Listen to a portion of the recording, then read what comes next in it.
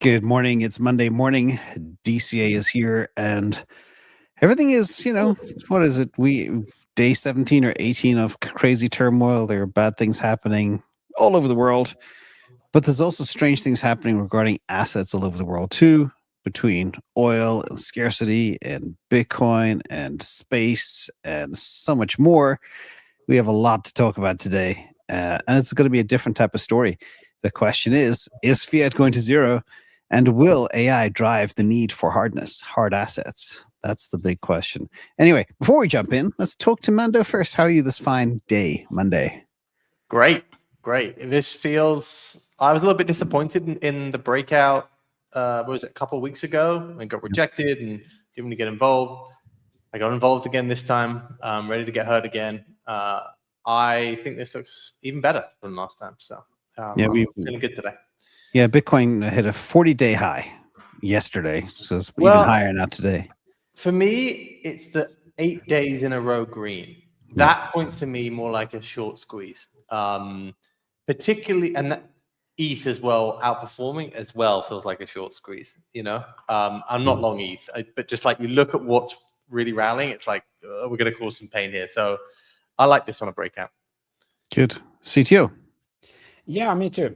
Just like Mando, I tried the breakout it was on the 4th of March. I got stopped out, also disappointed. I did try again on this one. And so far it's holding better. And we'll look at the chart later.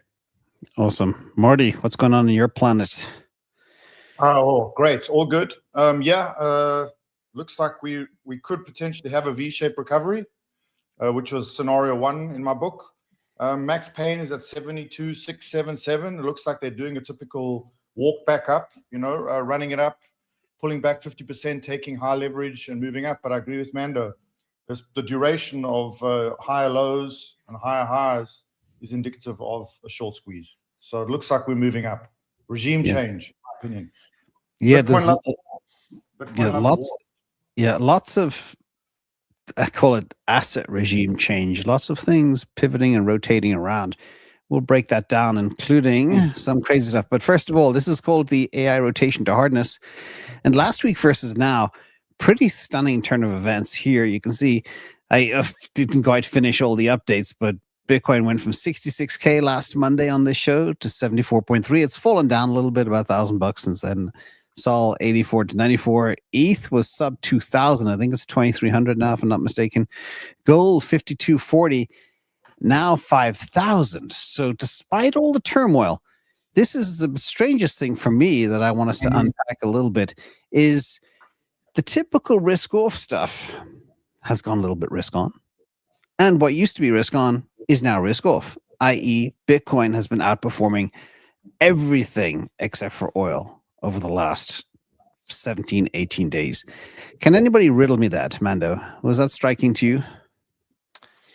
I think the biggest headline over the last 2 weeks was that around this sort of thing, was that headline about physical gold trading at $30 to $50 below where it was trading in physical markets in Dubai. And you think also people who are trying to leave places like Dubai were like, right, well, I've got this gold, what am I going to do with it? There's nothing that proved how important it is to have an asset which can travel seamlessly internationally than this crisis. There's crises like we saw with the regional lenders blowing up a few years ago, and that's like a flight to quality, and like you got to buy gold and Bitcoin rally well there. This is a strange one where like a war has actually proven that one is better in terms of international flows. So I think that's been the main reason for this, honestly, that divergence. I think I was bullish gold. I still am bullish gold, but there is something to be said here about how much better Bitcoin was in this crisis. Yeah, and unfortunately, the airport was hit yesterday, so people can't even fly out if they wanted to anymore. Things are very bad on the ground in Dubai, etc. And I hope a lot of people that I know personally are there, and I hope they're all safe. CTO, what do you make of the crazy turnaround?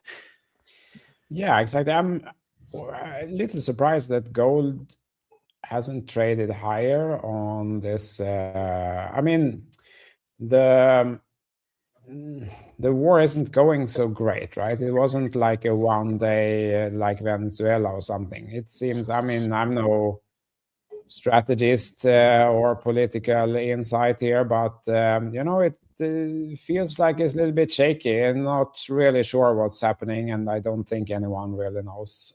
And you would think maybe that the traditional gold will rally on that, but it hasn't. So I guess the market, after all things, is going to be fine one way or another. And like both of you said, it was clear that physical gold was a problem there. I read that also banks have put a limit on both withdrawals and transfers. I don't know. I'm not on the ground, so I don't know if it's correct, but I read that from several people. While Bitcoin, you don't need to ask for permission to send it, or you don't need to send it because it's not in your wallet; it's on the blockchain. So, yeah, it's clearly shows the value here of having control of your own assets. Bitcoin is finding its use case, and it's funny, Mando, you mentioned the Silicon Valley Bank crash. I remember that weekend, people came out of the woodwork saying, how can I get my deposit out of my bank and convert it into Bitcoin on a Sunday? Everybody was like, of course, the traditional rails are dead. But that was the big question. It was pretty nutty. Let's get into the story before we start looking at the charts and stuff.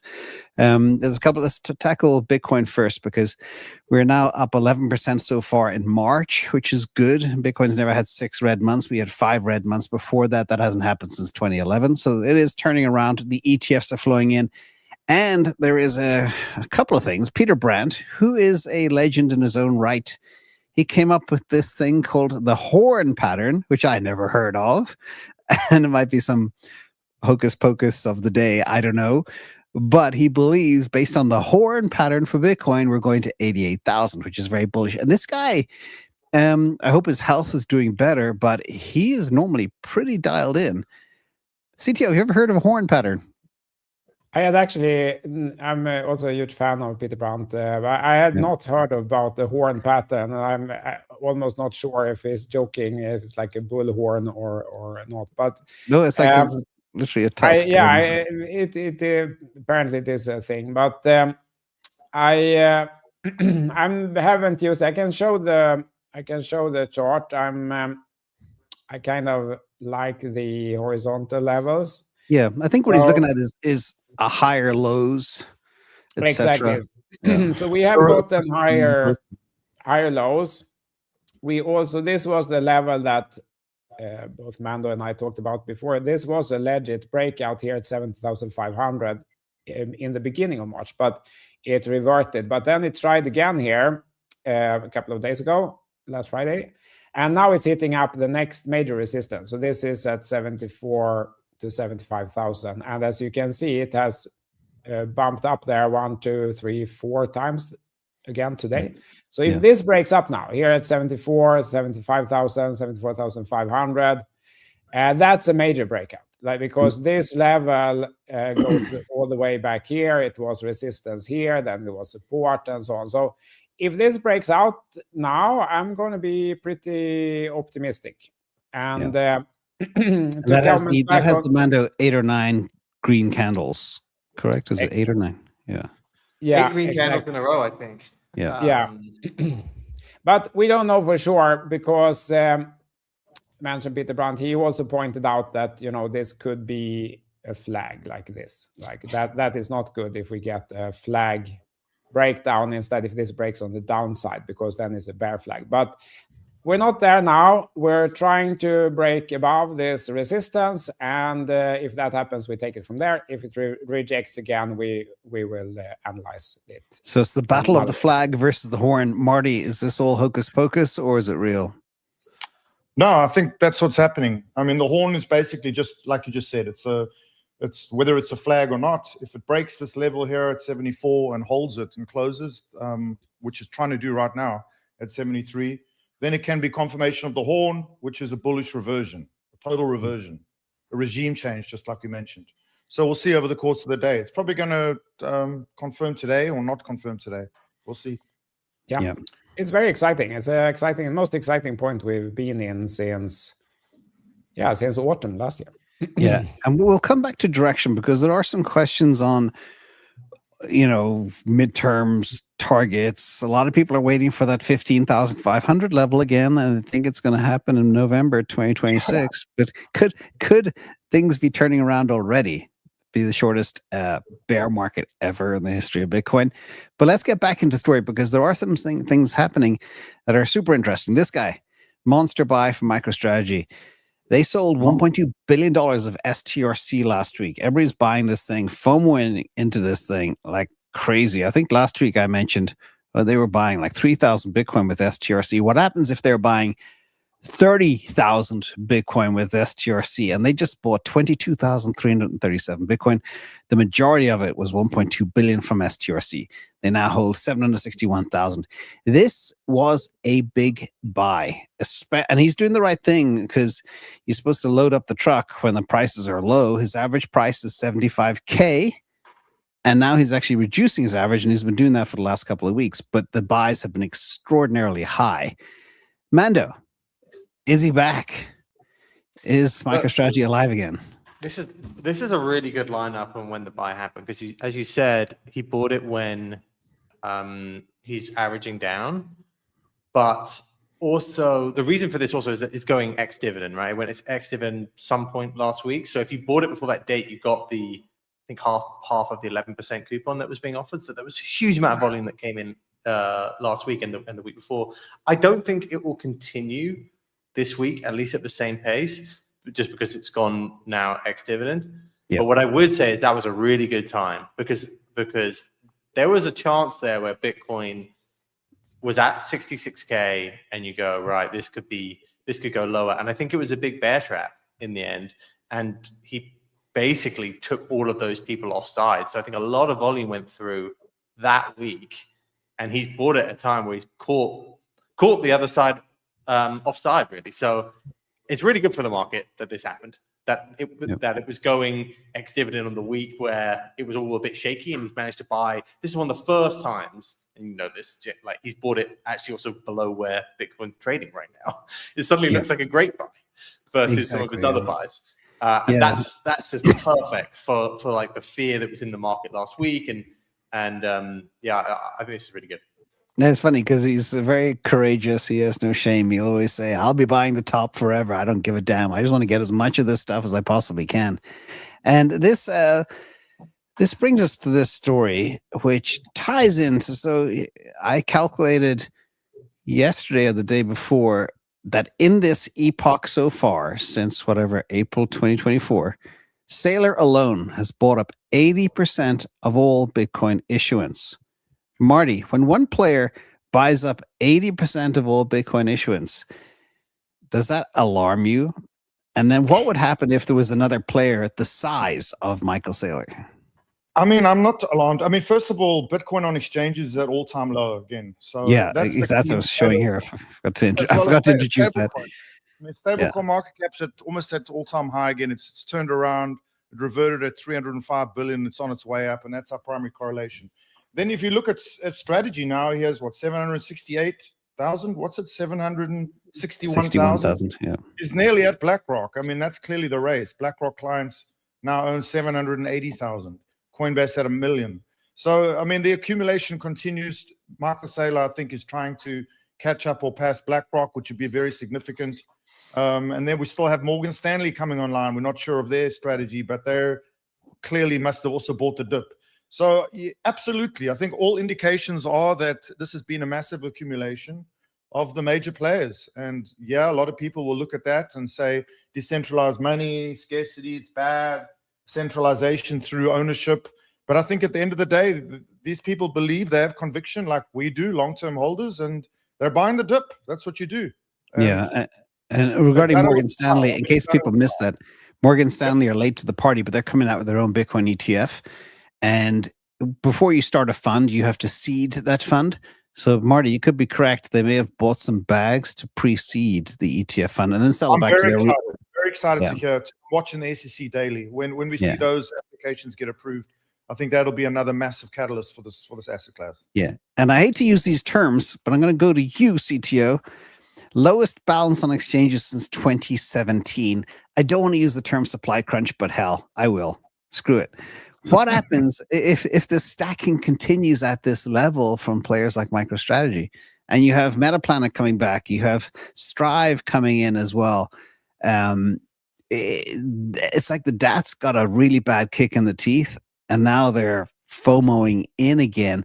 But you know, since you've been looking at this for a long time, like I have, 2017 coincidentally was the first time I bought Bitcoin.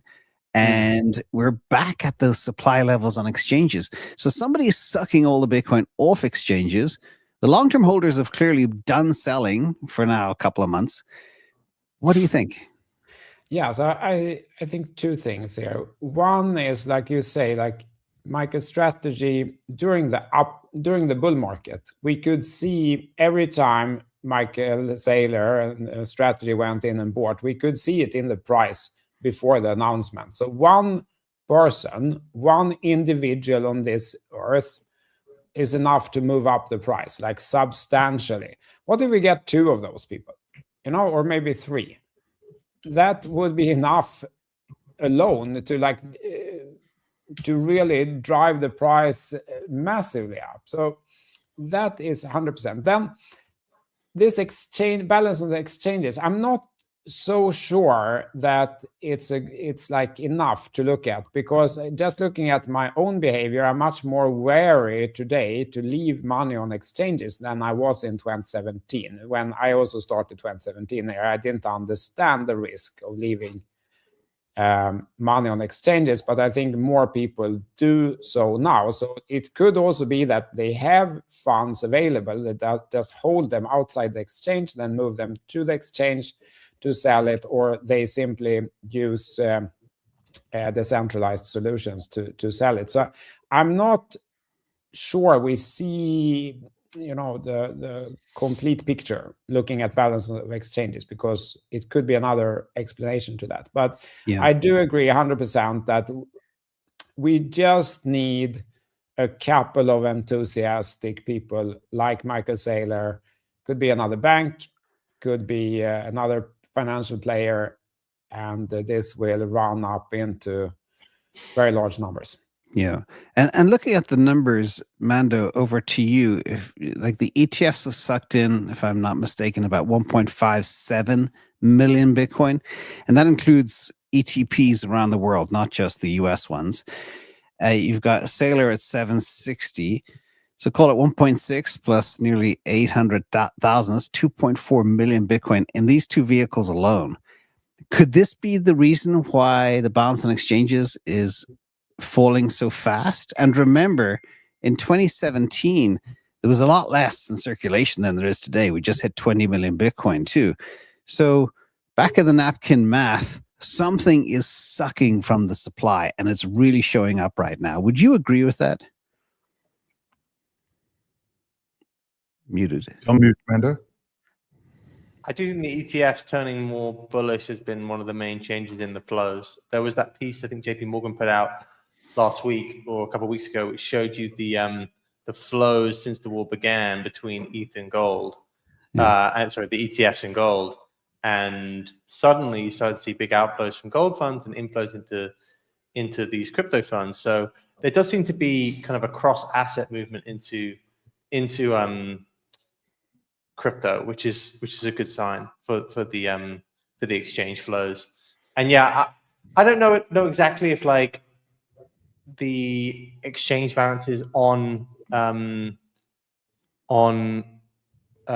balance of Bitcoin and ETH on exchanges is that predictive, because I think it can be slightly gamed, but I think it probably does show that it's moving into, even if it's being gamed, I do think that shows you how bullish that people are. Do you know what I mean? They're trying to signal that this should be going higher. So yeah, I'm more bullish on the ETF though. The ETF flows seem to be the obvious one to me, and you can be tracking them. And that's the first time I've seen a shift away from gold into crypto for a while. Yeah, I mean, I think the narrative, guys. I think the narrative of this war. I mean, understand that the world is breaking apart. We're going multipolar. There's multiple reserve currencies, more sanctions. People are moving. Rich people are moving. I think we're underestimating that. I think that's when Bitcoin shines. It's the whole story. You know, if you can put all your wealth in gold, but you can't travel with it. I think this is literally what's happening. Gold in Dubai was selling below benchmark, and Bitcoin was selling above in Tehran. Yeah, I think that's the primary driver here. The use case is once again shining. It's funny you stepped on something there, Marty, which is so interesting. I've written 4 Substacks on, or I call them Orwellian tax regimes. All of a sudden, you have state and local governments, you have countries. All of a sudden, they have huge budget deficits, and you know what's the first thing they do? It's like, let's tax the rich. Yeah, correct.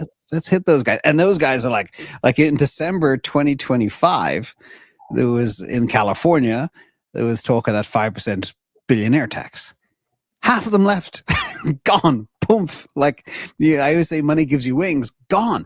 And then at the same time, I have friends in Europe, and they're saying, not in the terms of how can I convert this cash or fiat or wealth into Bitcoin and I can stick it offshore somewhere so it can't be taxed to death. I've had those questions more in the last 3 months than in the history of my life. Has anybody else heard that from people? Oh, 100%. Absolutely. I think that I've thought a lot about it. I think the world will polarize. Some countries will come up with the idea, let's squeeze the remaining 1% more and get the money that way. And another set of countries will take the opposite approach to the same problem. They will try to attract that person instead and all his or her friends and buddies. So I think the world will polarize into these 2 categories, and one will be more successful than the other because it will be very difficult to build another Berlin Wall, even if they will try with an economic wall, but to stop people from moving.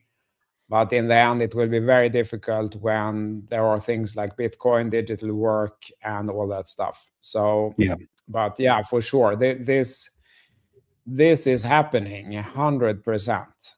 And we've seen it happen in a place like Sweden, Norway, United Kingdom for the last decade plus. We're seeing it happen in the United States right now, Washington State, California, New York, and they're all going to Tennessee, Nevada, Florida, and where's the Texas. Absolutely. I mean, also, don't forget Iran was mining Bitcoin at $13, $20 and selling it for 60. They possibly acquired hundreds of thousands of Bitcoin mined over the last 5 to 7 years. So the timing of this entire turnaround also with the bombing of Iran's power station and power grid, it's also very ironic to me. We're going off on a tangent here, but something actually very interesting happened too. So if you look at some people, they store their wealth in what they think is a safe place, like real estate. Real estate prices in Dubai have tanked 25% as of Friday last week, and they're probably down 30% today. Everybody is trying to sell their assets. Nobody is buying. The market is dead. So what you thought was a nice safe $2 million condo in a tower somewhere has now almost no value, which I've never seen I've seen some shocks to real estate happen, but I've never seen 20% lost in a week. Mando, did you hear about that as well? Yeah, look, a large bit of the Dubai economy is real estate, right? And a lot of the real estate developers are like levered. So I think a lot of people are like posting the stocks of these companies, and actually that's not necessarily that reflective of like the real estate prices rather than like the actual developer. But yeah, it's bad. I have people who are out there who say it's worse than is being portrayed. Let me put it that way. There was a strike, I think, on the airport over the last couple of days, and smoke all over Dubai apparently from that. That's what a friend messaged me and said it's strange to be there right now. That being said, I think I'd still be a buyer. I'd be a buyer on a dip of Dubai. The conversation that we just had is one of countries going in different paths, and Dubai seems to have chosen its path, although its location means that it could still be at the center of all these sort of issues. I think it's interesting, like the UAE, it's not like Switzerland. It actually hasn't played it that safe on the geopolitical stage, particularly with like who it's funding and various different groups. Like it has an agenda, and it's not really that friendly with a few of its neighbors, Iran, Saudi, like it's been mixed in the past. So like, I do think it's going to be a bit of a challenge here to some of these cities that are trying to claim they're going to be, the cities of the future. They may decide that they're going to play it a bit safer, let's say, in terms of geopolitics in the future. Yeah, definitely. And I do think it will bounce back also. I want to say that I read somewhere that it takes 13 months for people to forget what happened in the history. So around that time, people have forgotten about this. Like COVID, people said that it will change the world so much. Now, it's COVID every season. No one remembers it anymore. So I think it will bounce back, but it's bad there for now. I like that 13 months. To me, the most striking thing over the weekend has been just the unsurmountable amounts of fear mongering on the timeline. The amounts of dooming, Armageddoning, fake information over this war, just absolute garbage nonsense going around. I mean, have you seen this new Canadian lecturer, Zhuang Xing? Have you guys watched that?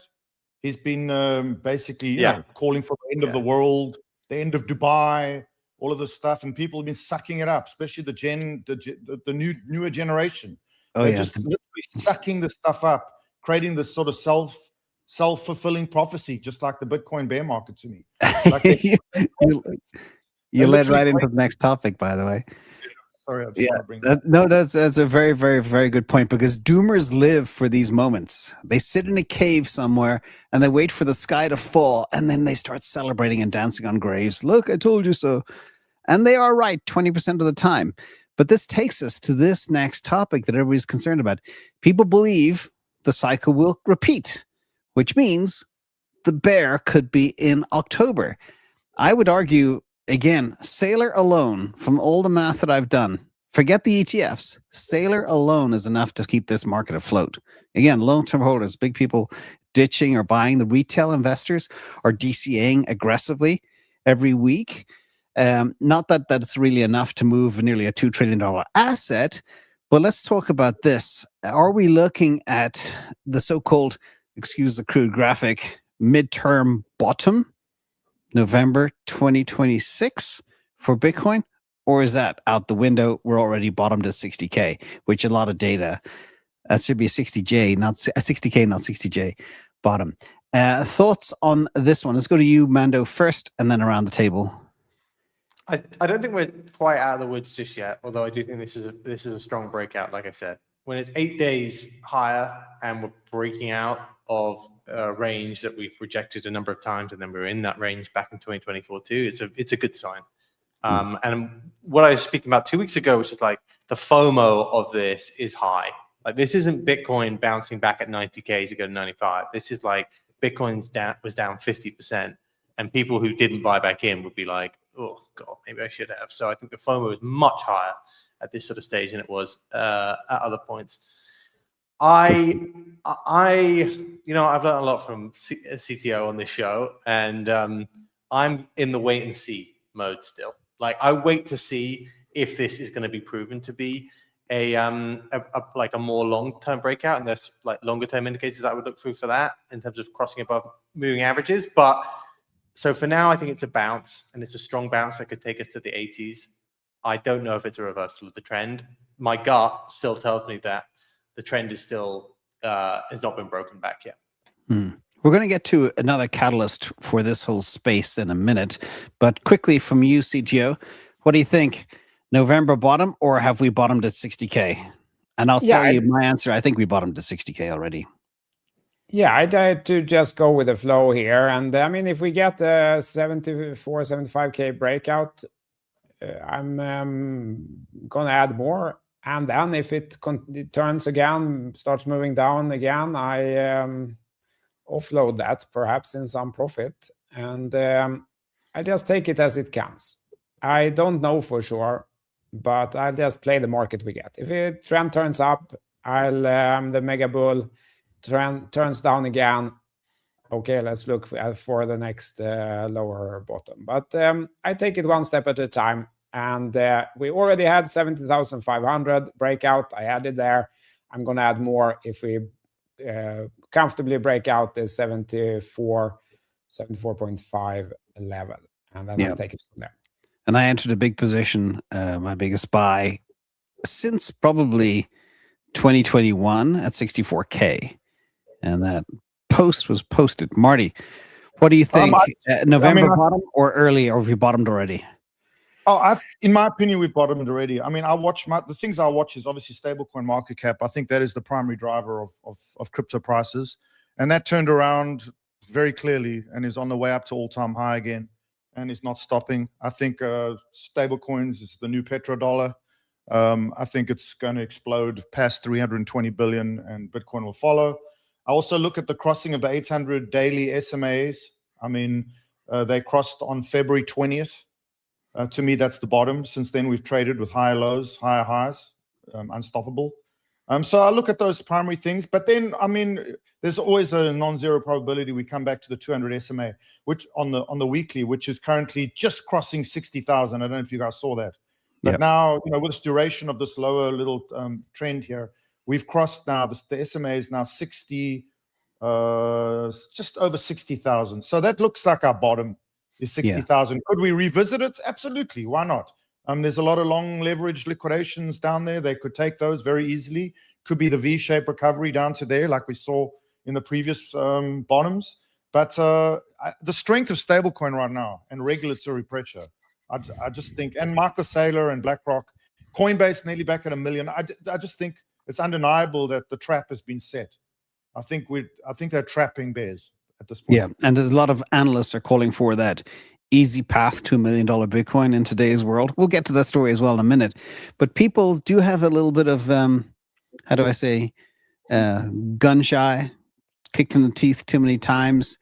PTSD, buy the dip, the meme, bought the dip, buy the dip, buy the dip. I've never seen so much PTSD as right now in my life.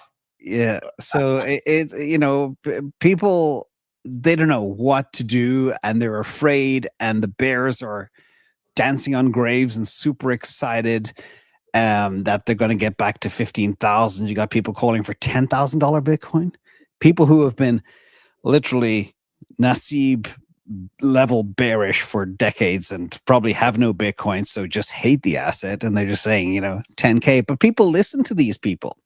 So the question is, should they be DCAing aggressively or wait for a better dip below that 60K support? In this chart here, you see my crude little line, 60K support. I think we could have that double bottom, potentially. If we get a black swan, it could wick right back down there, but I guarantee you if it does, the nature of people who've been waiting to pull the trigger and they miss the bottom because they don't have the courage, the next time it happens, they do, and it gets bought up pretty quick. And that's just the nature of markets. That's it's the right answer. If everyone's waiting for 60K, then chances are you're not going to get in at 60K. Correct. Yeah. Yep. CTO, I forgot to say that exactly, just to pick up on what you said, James, because now it is a double bottom. Like the definition of a double bottom is that the high between the bottoms is breached, and it has. So now it is a double bottom. Like when it happens, you don't know if it's just part of going lower, but now it has gone up above the high between the lows, which was at about 70,700, I think, something. And there's your two big rings there for the double bottom, correct? Exactly. So these are the two double bottoms. And when it happens, you don't know, right? You don't know. This could as well at this point just continue like this. But when it goes up from there and crosses the high point between the bottoms, then we can discuss, was it here or was it here? But it doesn't matter right now because it's above all of them. So right now, it is a double bottom, which is a bottom pattern. And I love double bottoms. I've been looking at them in stocks for 36 years, and they work. So it sounds really crude and simple, but sometimes the best things in life are. Mando, what do you do if people have no Bitcoin bag? Should they be DCAing now or wait for that magical 60K again? Or do you believe in the other two saying we've already hit the double bottom? Might be muted again. I think it's important to what Marty said there, which is that most bears are still pointing to that 200-week moving average, which is now kind of where we already hit. So if we were to go down, it would be only round to that sort of level. There's no bear like a macroeconomic / war bear. And over the weekend, you hear the most hilarious things about why Bitcoin has to be lower. And they need it to go lower, and it gets progressively more crazy in what they think is going to happen. If anything, I would say that the realm of possibilities is shrinking here.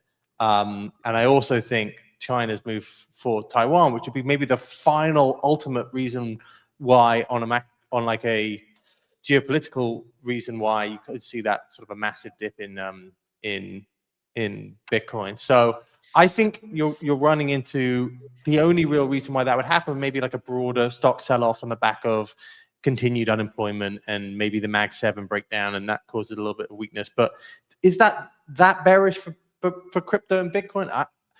I still think that could lead to massive money printing as the result. So I'm still pretty bullish there. I have to say, like this time I didn't buy necessarily as much Bitcoin as I wanted this time. I got involved in a few alts. I bought a few different things, but Hype is definitely my biggest bag right now, just because I felt like that has gone mainstream. And I think I was talking about it on the show last week when it was doing that, and that's been a really good trade. And I'm holding that. I think Hype. I think Hype could have a Solana style move going into the bull market next cycle, like Hype to 50 plus, maybe even 100. Like it looks very similar to that Sol when it went from 10 to 100. But I'm really bullish on Hype here, just because I think it's going mainstream. So that's my biggest bag. Yeah, I can agree. We'll talk about those perp dexes in a minute, because there's a huge narrative underpinning them as well. But sorry, CTO. Yes, I agree. If looking at the whole market, Hype is standing out against almost all the other coins. Like in the backdrop of all the other 10,000 coins, Hype is standing out right now. I also bought Hype on this recent breakout. I feel the same as Mando. Yeah, good stuff. Okay, let's get to the next story, because AI is a huge narrative. We've been talking about it for a long time. Get into hard assets. We've seen SaaS software completely implode because of AI. We're seeing absolutely horrendous job losses we'll get to in a second. But this piece I thought was very interesting from Michael Saylor, who responded to Chamath, how Chamath all of a sudden is jumping on the bandwagon of getting into scarcity in whatever form it takes. But Saylor said, if AI compresses terminal value and makes every moat temporary, capital will rotate to assets with no disruption risk. Bitcoin is digital capital, scarce, neutral, impervious to AI disruption. Bitcoin should be the primary beneficiary of this shift. We have spoken about this countless times in the last 18 months, maybe even longer. And my crude words, I say, in a world of abundance, capital will flow to scarcity. Everybody is now talking about this narrative, just like they're talking about AI agents. So we like to cover stories first before anybody else. Mando, to you first. Do you believe in this? Yeah, look, I think AI is going to improve capital efficiency. There's no doubt about it. Like when it goes into capital allocation and execution, it's gonna increase the velocity, let's say, of changes between different asset classes. There was that piece, I think it was about a month ago, which was like a study of different LLMs, and they all chose Bitcoin as their top asset to own. These were different agents. And that to me said a lot. Like if you are really going to give an agent their own autonomy and every single LLM chose Bitcoin as its favorite asset, then maybe you will see this. You will see that agents which are allowed to do their own things will naturally gravitate towards that. And I think some have been involved in mining and all this sort of different stuff. So I do think there's something to be said where the LLMs are showing that they might choose crypto. That's like kind of an out there thought, but there is a world here where I think economic agents will have a lot of power, and what they believe is going to be important. Excellent. There is a second piece, and I'm going to go around the table, but I do want to talk about this too. Elon Musk talked about the end of money. He also talked about abundance and all that good stuff. But this I thought was very interesting, just came out over the weekend. I think money will stop being relevant at some point in the future. I think the AI will not use human currency. It will just care about power and mass, wattage and tonnage. You can't bribe an algorithm with digital dollars. This dovetails exactly into what Mando just said. The AIs, the LLMs, have chosen Bitcoin because they cannot be bribed. Marty, what do you think of the end of money per Elon Musk and Michael Saylor saying the compression will push assets towards and capital towards Bitcoin? I mean, I believe in it too. I mean, it's the four classic functions of money, right? What is money? You've seen Breedlove talk about that all the time. Also, Lynn Van Elden. Those are common questions. What is money? Like, why are we so obsessed with fiat money? And understand it's only just recent centuries that fiat money even became, last 50 years. But it's a medium of exchange, and there are better mediums of exchange. Technology has evolved. Metcalfe's law. We have better mediums of exchange. Full stop. Fiat money is government trusted. It's never been less trusted. It's never been more inefficient. With global, fractions, conflict, war, migration, trust in government's never been worse. So the medium of exchange currently in the government level on fiat has never been worse. I think it's changing. So medium of exchange, we've got stablecoin. I think stablecoin and crypto are going to be proven as a better medium of exchange. So better money. Unit of account. Money is a unit of account. I think crypto is a better money unit of account. Full stop. Store of value. That's the kicker, right? Bitcoin kind of lost its flavor as a store of value because of the 10-10 pullback. And once again, I just call that the self-fulfilling prophecy. I think once everyone started to sell, the Benjamin Cowan theories, everyone follows suit, and kind of that's what happens.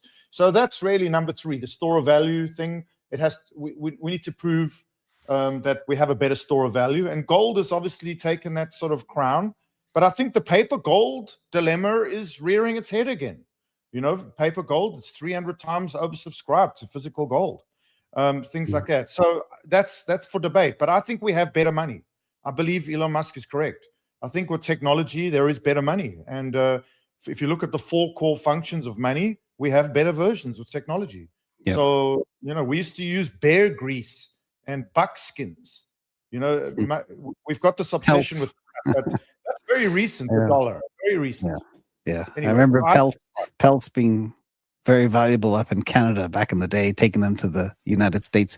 Anyway, back to this. I like what both Mando and Marty said, but I want to hone in with CTO on wattage and tonnage. What does Bitcoin depend on? Wattage. Money is tied to power and hard assets tied to tonnage. What do you make of this craziness? Yeah, you're absolutely right, of course. A lot of people say that Bitcoin is not based on anything. Well, it actually is. It is based on proof of work, which requires that electricity to produce it. So it is based on something that is not easy to fraud or fix or buy. You can't go out, you can't go downtown and buy enough electricity to take over Bitcoin or something. There isn't that much electricity and mining equipment to buy. You can't do it. So of course that is 100% true. Then on the other points, I'll say it on every single show that I have a chance. Like in the AI era, you have to build assets. Building some skill is not enough if it's a skill in front of the computer. What matters is building assets of some kind and learning to build assets. That's what will remain in the AI era. Then will money become unimportant? I don't think so. Of course, like in Elon Musk's day-to-day life, it's probably not important. He still prefers to sleep under the desk, on a $10 pad because he likes to work and likes to create those things. But if he didn't have the money, he couldn't have bought X. And I think he's collecting resources because he wants to take humanity to the stars. And it will cost a lot of money, and no one else is willing to do it. And I do think that money will remain important. Like money is unimportant unless it's finished, and then it becomes everything. If the money is finished, it becomes everything for many people. So I do think that assets, money will remain important. And I do think we will have fiat in some kind of form for foreseeable future, but I think it's going to become less worth per dollar. Yeah, definitely. Fiat's going to zero. The math is clear. The printing will continue, especially also in the age of AGI. In fact, I don't know if I showed it, but there was some terrible, I think it's slide 16. Give me a second. Terrible news out there on the job front. And we have governments that say, oh, AI is not affecting jobs. Just in the past couple of weeks, Block, 45% of the staff. Amazon, 16,000 jobs eliminated in January. Oracle planning 20 to 30,000, probably on the higher end, 30,000, because they have no free cash flow to fund their data centers. So instead, kind of like the last resort is they're going to get rid of people to save money to fuel the data centers, which ties back to AI. Meta, same thing, 15 to 16,000 jobs. Meta keep taking false turns on AI. That is stunningly bad. And this takes us back to this Fed and the macro snapshot. The Fed, their job, their dual mandate, save jobs, stop inflation. AI is deflationary. The Fed are wrong again. There is now a high chance, a 60% chance, there will be no Fed cuts this year after expecting 3 this year. Mando, to you, our macro expert, is the Fed missing the big picture here? I think the Fed is this is the bearish macro picture I put out before, which is they would have been cutting if it wasn't for this spike in oil. Now, people are extrapolating the current price of oil. It's going to be there for a long time. If this war was to see a de-escalation in the next week, I think oil would crater. So I'm not necessarily buying into forward-looking rates views right now, just because of what's going on in oil, because I think that could change very, very quickly. But it has been said that the macro picture has become less obvious now from this war. I think it was very clear they were going to be cutting. We started to see job losses. We started to see AI affecting inflation. We saw it in the Truflation figures as well. And you saw global housing continuing to weigh on inflation as well. So it was all looking pretty good to me that we were going to see a cutting cycle. And obviously the new Fed chair is going to make a big decision here. But my gut is that we will still get cuts this year. I think it's a really tough time just with what's going on with oil to be judging the end of the year's inflation. Yeah, and it's interesting as well because everything is connected. Everybody remember that there's connective tissue between everything we talk about today. Everything is connected. It's very important to spot that connective tissue. Yesterday, I shorted oil at about $100.61 precisely on a perp dex. And getting back to your story, people are wondering what they should do and how they should play this. So I like to play around the edges to generate alpha during rough times. I do believe oil will be solved, or else the Western world turns off, literally, like C-19. And something will be done to open up Hormuz and other places. Whatever that is, we don't know yet. But I think with the huge mean reversion spike of oil, I see it coming down below $100 in the very near term. And if I have to wait 3 months, I can do that as well because the leverage is small. Mando, back to you, because this ties into your hype trade. Now the world can perp long and short gold, oil, copper, you name it. It's opened up a whole world to crypto that never existed before. Instead of just perping crypto, now you can perp everything, and it's phenomenal. Is this part of your thesis too? Yeah, look, I think Hyperliquid as a venue has proven that it's particularly over the last 2 weeks has gone a bit mainstream in the ability to trade some of these assets over the weekend. I think we're definitely moving towards that sort of a world of 24/7 trading and a broader range of things that you can trade. Like when you mix perps with tokenization of all assets, then you get to a really interesting point in the next 2 years. Exactly. Precisely. Marty, you buy into that? Yeah, I think the tokenization of everything and these newer venues is a major adoption axis for crypto, 100%, and that's only going to increase. I mean, the energy thing, going back to the previous slide, I think is interesting because, people discredit the unbelievable acceleration of nuclear power, small modular reactors. I mean, the US is going to do 4 times more gigawatt per energy by nuclear by 2030. based on Trump deregulation. So, and AI companies have to make their own power. That was in his State of the Union. So I think energy and the storage of energy is going to become a big thing, and also the lower requirements for oil. You know, oil is historically a legacy commodity. Yes, it's used all over, but who uses it the most? China. The US is pretty much oil independent. Yes. So this is what people are missing. They're missing this stuff. That's my thesis, because technically China can't wage war without the Straits of Hormuz open. China needs oil, correct. And they used to get their oil from places like Venezuela, etc. This could be a 4D chess checkmate type move, but I'm not going to go there. There were only two central banks in the world that chose to move off the dollar standard, and that was Venezuela, which was bypassing sanctions and selling oil to China for one, crypto.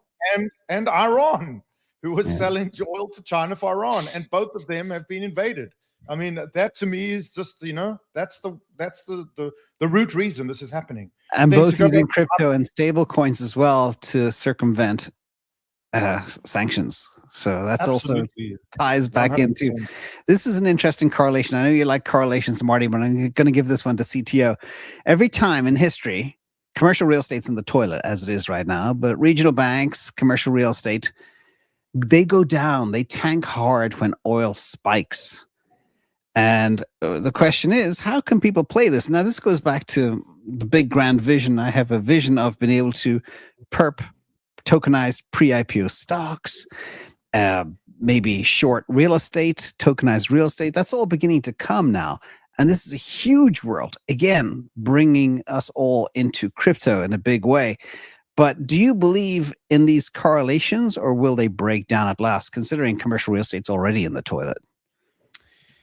I think there's a huge value in looking at correlations. I am a huge believer of that. I didn't know that there was a correlation here between commercial real estate, oil, but I talked about another correlation that was interesting a couple of months ago, which was the one between gold and oil historically, that when gold goes up, oil has often followed, and then came this out of nowhere, and it seemed like a huge coincidence, but it kind of worked again.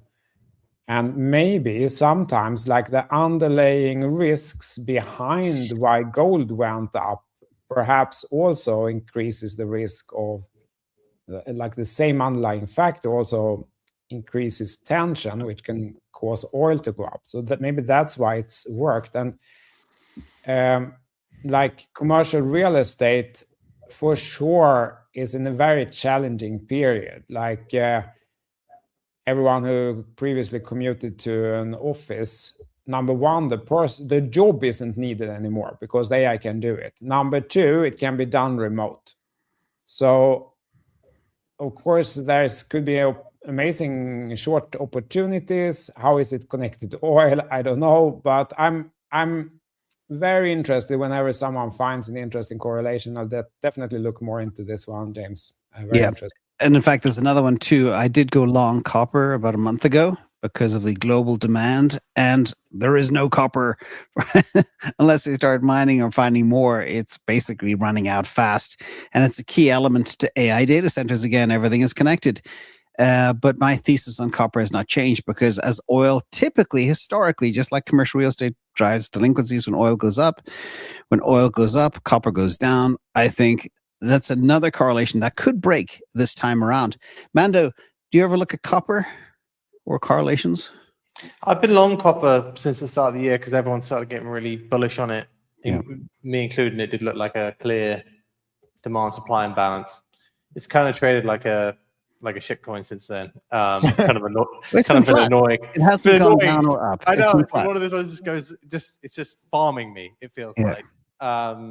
But I think that's another way to play this AI trade. Just get along raw materials. Copper seems like an obvious one. Correct. And I mean, copper didn't dump when silver and gold dumped like the worst shit coin. Copper held. Yeah, sorry. Maybe not a shit coin. It's just, it feels like one of those ones where it's going to be ranging for a while longer. Every single time I feel like it's about to break out, it doesn't, and then it goes down, and then it feels like about to break out. It's hanging out near all-time highs, right? And it's still not really breaking out, which is very annoying. Good. back to money makers in crypto. You can see this is the revenue per network for the top 10 blockchains. Number 1, Solana. Number 2, Tron. Number 3, Ethereum. Number 4, Binance. And then Base down the line, etc. Hyperliquid's there, number 9, by the way, 743,000. They used to make a lot more. Do they cut their fees, Mando? No, I don't believe so. I think their fees are still the same. Yeah. They used to make as much money as Solana. Solana and Hyperliquid were the top 2. No, it's daily. Yeah, look, it's had some very big days since the war started, and that was 28th of Feb. So maybe that's been the main reasons. But yeah, you've seen big increases. But what I would say is this is the only one of all those listed that's buying back its coin with the revenue. Yeah. Marty, why does Solana trade at 19% of the market cap of Ethereum and it makes more money? I mean, James, the biggest news that came out last week for me was the report from Masari that $986 billion of USDC was traded on Solana in a 30-day rolling period. Versus, let's just go through the numbers. Yeah. XRP is $5 billion. Solana is $1 trillion a month. It has unbelievably explosive usage volume right now. Way more than people are reporting on. So I think at the end of the day, that's where it's making its revenue. It's just absolutely killing volume. It's almost 90% of transactions right now on block. And that's basically stablecoin, and that's just starting. I don't think that's going to stop. Well, it's trading perp dexes, stablecoins, the 3 big money spinners for crypto. And it was back 2 years ago, it was meme stocks and stuff. That's all changed a little bit. Yeah, and Ethereum, they're not issuing as much stablecoin as Ethereum. I watched that very closely. It's 80% going to Solana. So I just think, I always said it, institutions also want fast, cheap transactions, not just retail.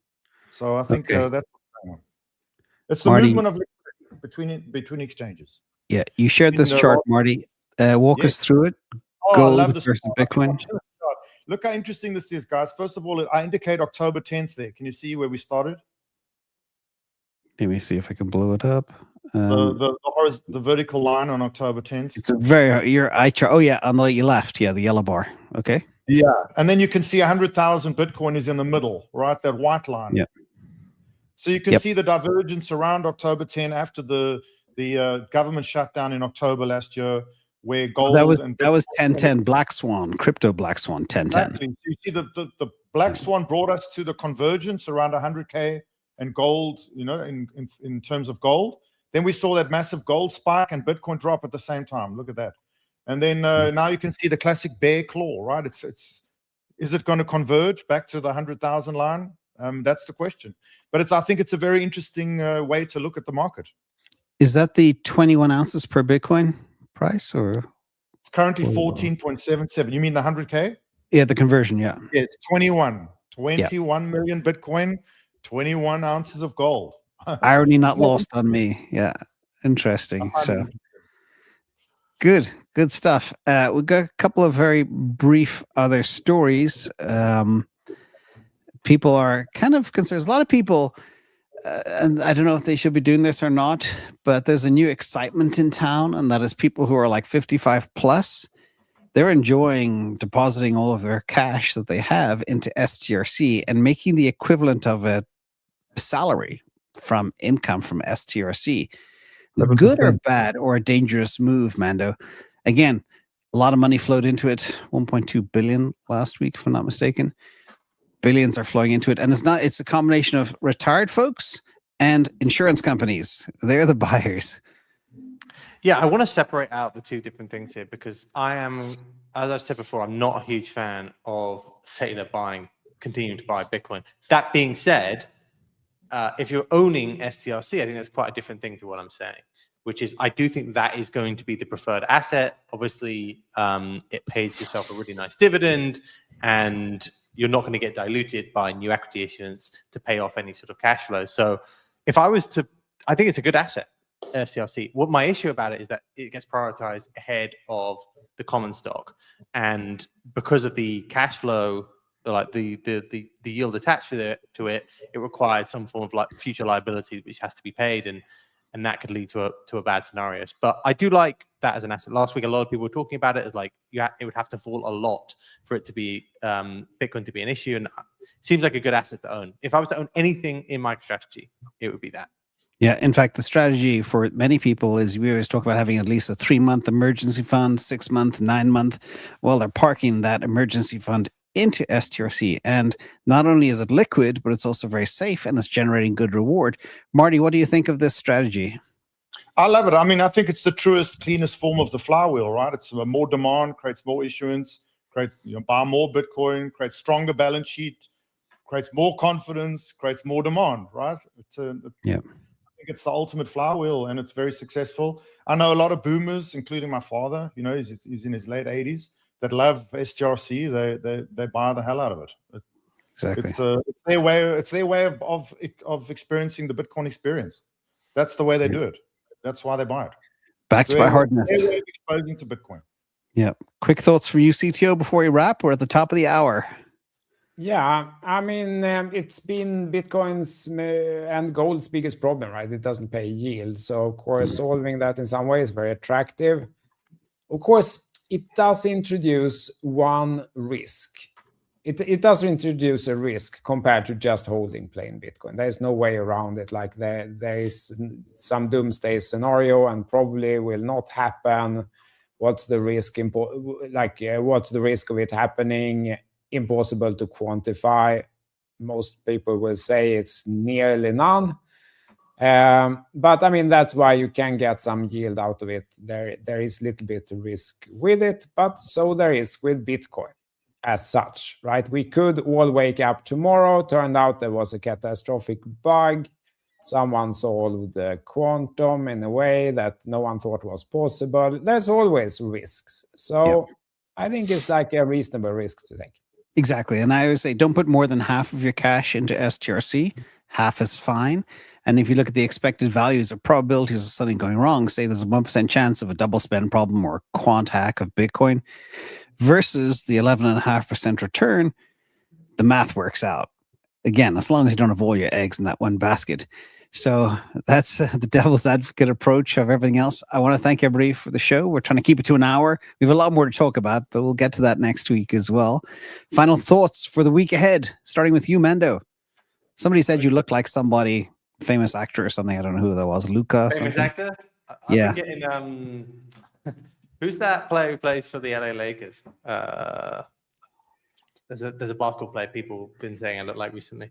Mando's 7 foot tall, by the way. I'm bullish. I like this breakout even more than I liked last time. I'm ready to get hurt again. Ready to get hurt again?